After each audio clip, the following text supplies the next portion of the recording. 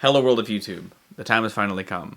2016 is finally a long time ago, and we can look back on a year that a lot of people by and large look back upon with fondness, and I kind of get why to some degree because of where things have been since, but I wouldn't say it was a particularly special, grandly special year, but it was a year that was stacked with a lot of really good things in the arts, especially in music, and I figured this was the next to last year where I wasn't really talking about records still, so it'd be a nice way to continue this trend going, which is what, its purpose was originally supposed to be, me just filling in the gaps of talking about music from when I stopped to when I picked it back up on this channel. And what better place to go or to start this year off than by talking about what I would argue was the first really huge record of 2016 that very much set a tone of sorts, ironically enough, considering where, again, parts of music went as the year went on. It is a record that I loved upon release, have loved even more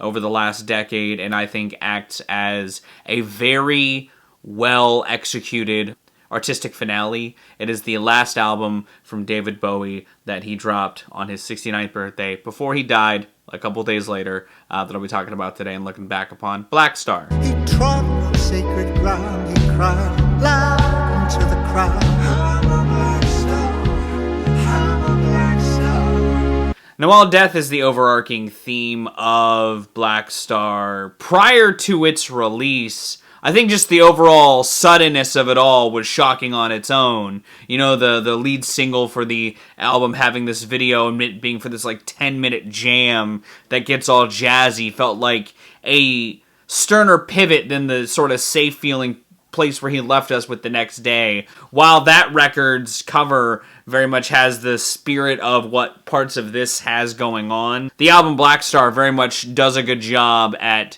artistically not only just being a little more sonically interesting, but also using the statement of a farewell to bring attention to moments that it feels like David Bowie really wanted to see done better, or done, fully, while also doing so in a way that feels a bit ironic. While tracks like Blackstar and Dollar Days and I Can't Give Everything Away very much live in the now, Blackstar almost sounds like the final farewell message from a man who fell from the stars, knowing that he is leaving us, complete with this, just jazz focus that I think works so well, and I think it's produced so cleanly. I love that he plays with, sax and stuff on this record to add to the wonky synth and guitar lines that feel very much woven, throughout moods that Bowie's played with before, but does so in a way that feels, funky and fun, but also sort of cosmic in its own way. What I think is a bit interesting about this is how he decides to also bring this duology back into his creative space with Sue, or In a Season of Crime, and 'Tis a Pity She Was a Whore.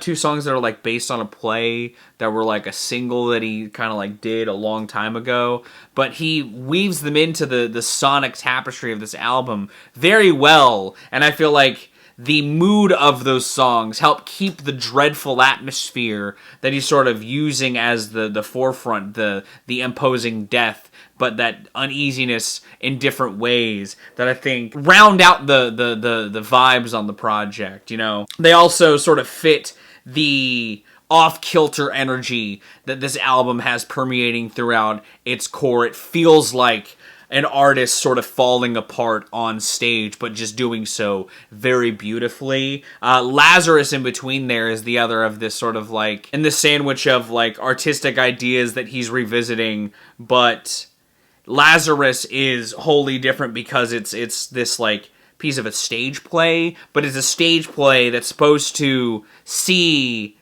David Bowie, the starman persona,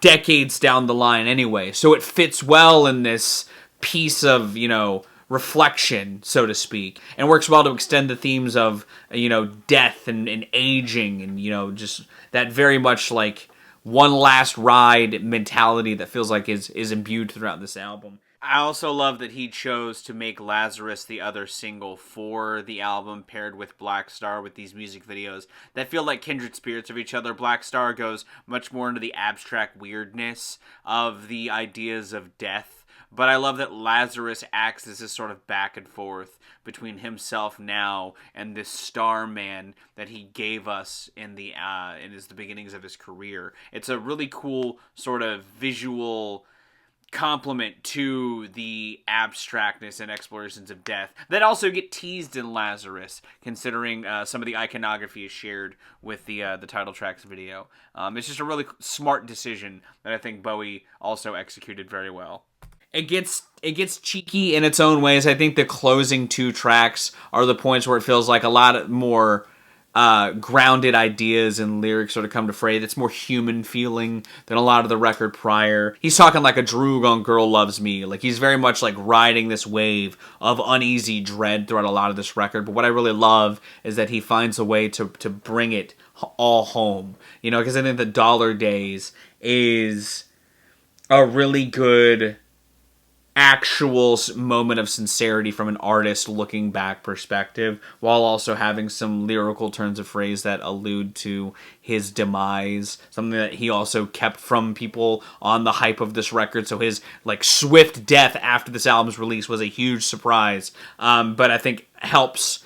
It's a part of the conversation with this record, because the record feels very much like a fond farewell, and especially with how Dollar Days and I Can't Give Everything Away gives this album its sort of resolve sonically. It lets the uneasy ideas sort of melt away and give way to just an acceptance of peace. And I think that he accepts that, or he brings that, you know, conveys that message just beautifully. I really love how I Can't Give Everything Away, partially because it samples a song from my favorite David Bowie record, but I love how that in and of itself feels like a one last homage, a look back, while he sort of rolls his own credits, so to speak. You know, it's a really heartfelt punctuation to his career that I think feels so very true to his sonic identity, his artistry. But I love that on top of that, the sonics on this record are just really fucking cool and really interesting. I love that it sort of takes some of the ideas from The Next Day, but like again, just makes like a more interesting use of some of those sonics and ideas. It's got some moments of like 70s inspo rock is very much his bread and butter, but I love what he does with it and incorporates like jazzy ideas throughout the parts of Blackstar. I really adore this record. It's a record that I would say is definitely in my top 3 Bowie albums, because I think that it is very much just like a wildly well done artistic statement. And it's a record that at the time was well regarded. It came to the reaction itself, obviously it was paired with a sort of in memoriam style review that everybody gave it, and it sort of like added another piece to the layers of artistry, so to speak. It's a record that, like, it's not hard to talk about, but it's interesting to talk about, because it's an album that had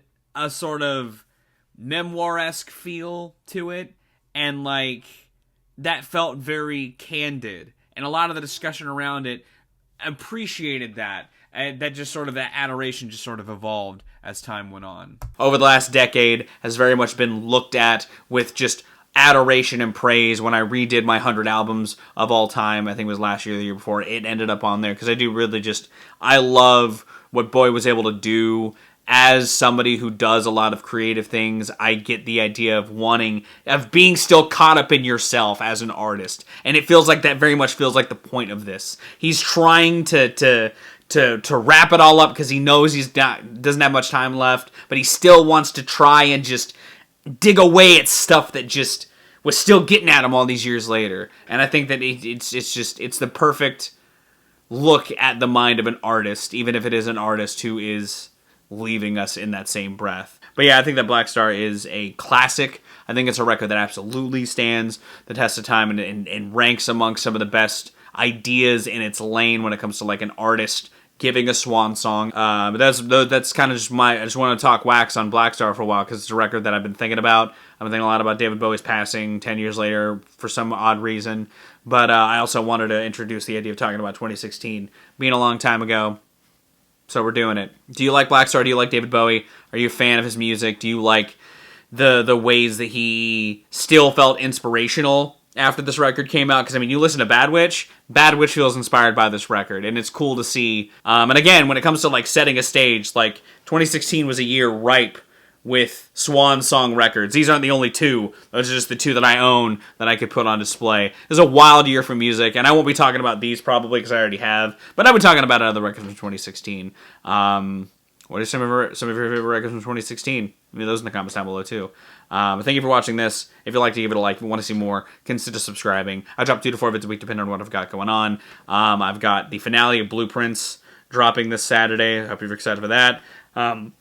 I've been Valrak. You guys are good disasters situations, and I'll see you another day. Man, this race program for niggas. Stop.